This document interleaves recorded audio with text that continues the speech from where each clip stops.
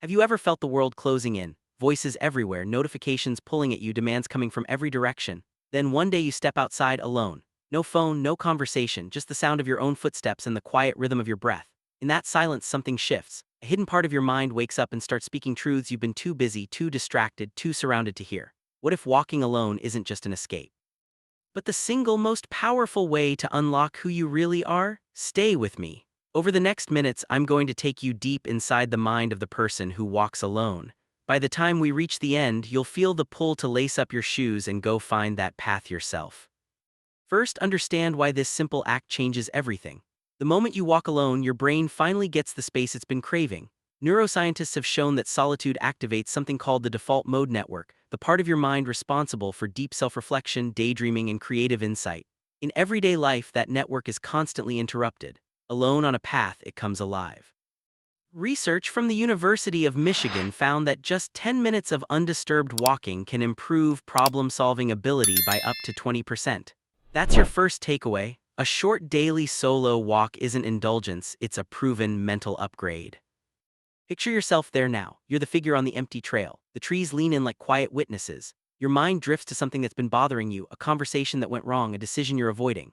Out here with no one to impress or explain yourself to, you finally see it clearly. You ask the questions you've been dodging. The answers arrive not as lightning bolts but as gentle realizations, one step at a time. This is the solitary mind at work, unfiltered, unguarded, honest. History is full of people who owed their greatest ideas to these moments. Henry David Thoreau walked the woods around Walden Pond every day, and from those solitary hours came writing that still challenges how we live. Friedrich Nietzsche wandered the mountain paths of Sils Maria alone, insisting that all his truly great thoughts were born while walking. Here, something you can use today: carry a small notebook or use your phone's notes app. Capture one insight from every solo walk.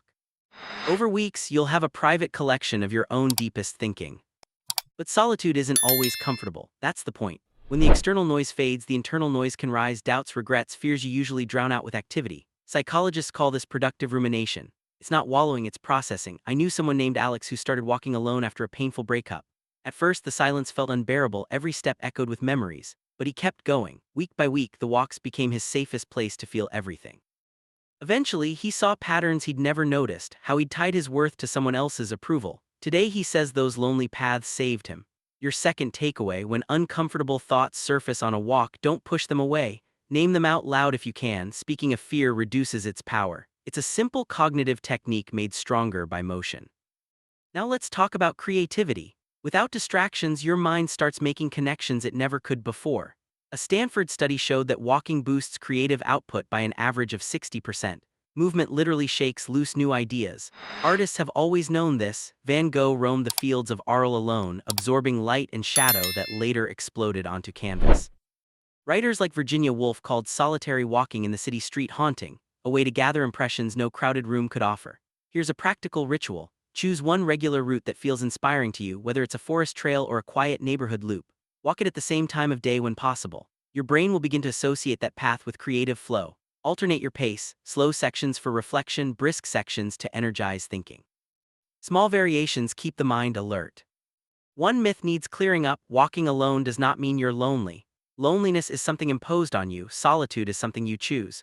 The person who walks alone is learning the rare skill of being complete in their own company. That self-sufficiency doesn't isolate you from others, it makes every connection deeper because you bring a fuller self to it. Indigenous traditions have long understood this. Vision quests send young people into the wilderness alone precisely so they can return wiser to the community. Let me share something personal. During one of the hardest stretches of my life, career uncertainty, relationship shifting, I started taking long solo walks every evening. At first, I just needed to move, but soon ideas started arriving uninvited. Solutions to problems I'd wrestled with for months, clarity about what I actually wanted. Those walks became my most reliable counselor. Mindfulness happens naturally when you walk alone. Each footfall pulls you into the present. You notice the texture of the ground, the shifting light through branches, the subtle changes in your breathing. Black and white contrasts in the world around you, sharp shadows, bright sky mirror the clarity forming inside. Try this simple practice. For every 10 steps, count one breath in and one breath out. It anchors you instantly. Studies on walking mindfulness show it can reduce anxiety by 30% in weeks. Of course, the mind wanders anyway, that's its nature. When boredom or distraction creeps in, give the walk a gentle theme: gratitude, future planning, forgiveness, curiosity. A busy mother I know, Sarah, used gratitude walks to shift from constant overwhelm to quiet appreciation. 10 minutes noticing small beauties, children's laughter drifting from a distant yard, the smell of rain on pavement changed her entire mood. Deeper still, the subconscious begins to surface. Forgotten memories, dream fragments, sudden intuitions rise like bubbles. Carl Jung believed walking helped access deeper layers of the psyche. After your next walk, ask yourself, what surprised me today? Write the answer down. You'll start collecting pieces of your inner world you didn't know were there. The body and mind are inseparable here. Walking releases endorphins, sharpens focus, and processes emotion through rhythm. Anger softens as you pound the pavement. Joy lightens your step. Aristotle taught philosophy while walking with his students. His school was literally called the peripatetic, meaning walking about.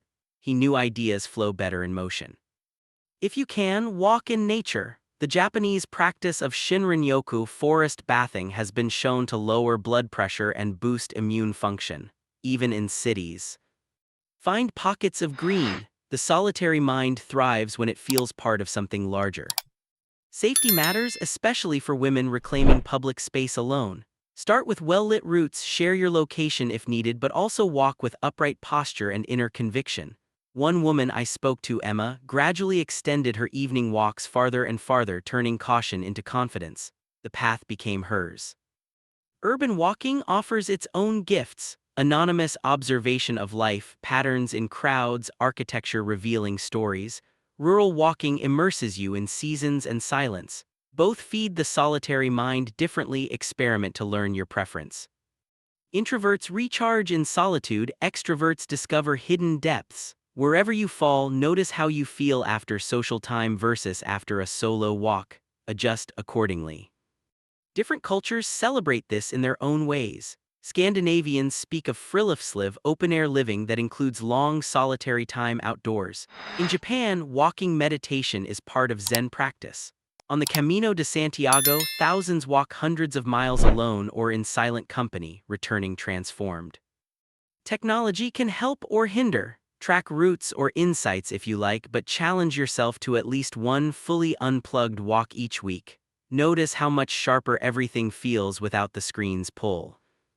As we age, solitary walks become conversations with memory. Elders often report that paths feel populated by loved ones no longer here, comfort rather than loneliness. Consistency matters more than distance. Children rarely get true solitude today, yet short, safe solo walks build early independence and imagination. Encourage it gently when possible.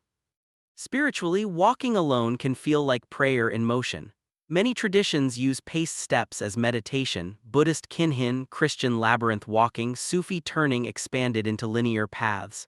Try repeating a simple phrase with your stride, peace on one foot, here on the other.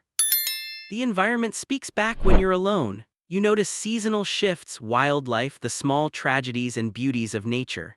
Many solo walkers become quietly fierce protectors of the places they love. Pick up one piece of litter per walk, small acts that give the mind a sense of purpose. If you think you're too busy, start tiny. 5 minutes around the block, a loop during lunch. The mind resets faster than you expect. Replace 15 minutes of scrolling with 15 minutes of walking and track your mood for a week. Most people are shocked at the difference. Read while walking. Audiobooks on solitude deepen the experience. Virginia Woolf, Thoreau, Nan Shepherd's The Living Mountain, Mary Oliver's poetry, all perfect companions that never interrupt. After walks, sketch or write what you saw, even if you're not an artist. Black and white line drawings capture the stark beauty your eyes absorbed. Philosophically, existential thinkers remind us that life's absurdity is faced most honestly alone. Yet in that facing, we create meaning one deliberate step at a time. Walk in rain, wind, cold when you can. Discomfort builds resilience. A soaked walk once taught me more about impermanence than any book. The paradox: people who master walking alone often feel more connected to others. They return with stories, insights, presence. In a hyperconnected future, the ability to be comfortably alone will be a superpower. Teach it early, practice it often. We've traveled through release, creativity, shadow work, mindfulness, memory, spirit, nature, resilience. The mind of the person who walks alone is layered, alive, ever unfolding. Now it's your turn, step outside, choose a path, let silence do its work. Because here's the final truth, the person who walks alone isn't lost. They're finally fully found. Thanks for watching and hit like if this resonates, subscribe for more mind explorations and comment your solo walk insight.